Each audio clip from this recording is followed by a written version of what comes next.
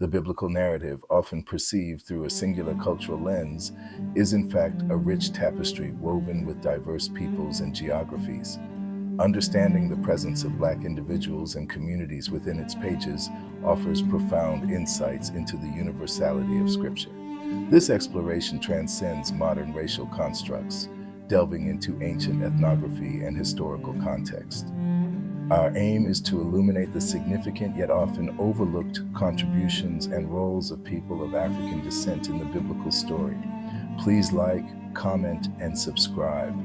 This academic inquiry seeks to foster a deeper appreciation for the global scope of biblical history and its enduring relevance.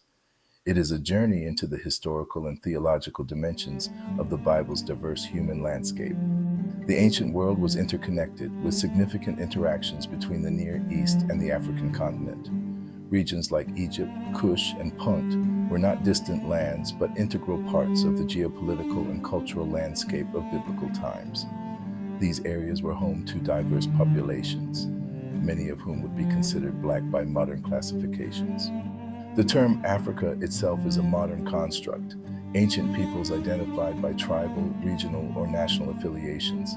However, the lands south of Egypt, particularly Kush, were consistently associated with dark-skinned populations. Understanding these geographical realities is crucial for appreciating the biblical text.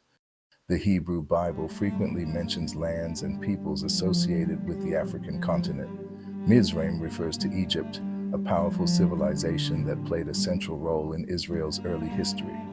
The Israelites lived in Egypt for centuries, and their exodus is a foundational biblical event. Cush, often translated as Ethiopia, denotes a region south of Egypt, encompassing parts of modern-day Sudan and beyond. The descendants of Cush are listed in Genesis 10, the Table of Nations, indicating their foundational place in humanity's lineage. This lineage includes figures like Nimrod, a mighty hunter and king. Several key biblical figures are identified with African origins or connections. Moses, the great lawgiver, married Zipporah, a Midianite woman whose lineage is sometimes debated but often linked to Cushite or Arabian peoples. Her identity highlights the diverse relationships within early Israel.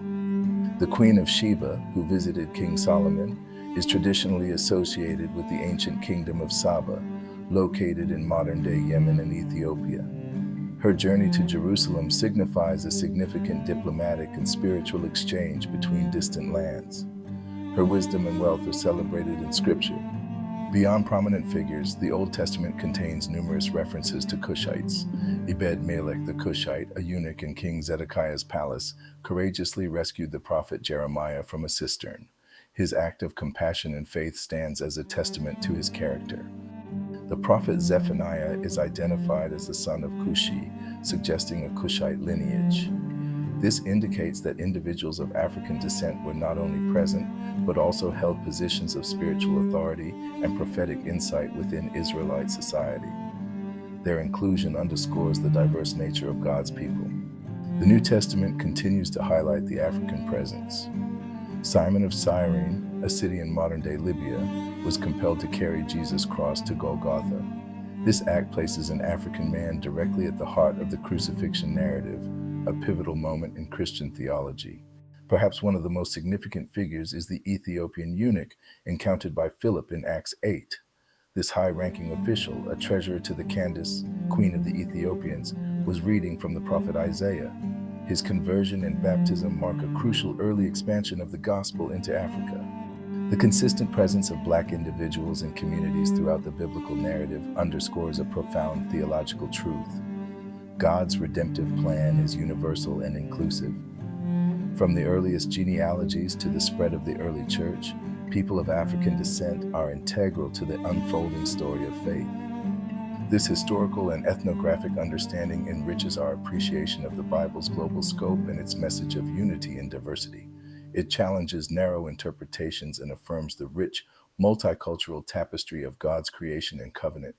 The biblical narrative is truly a story for all peoples. Please like, comment, and subscribe.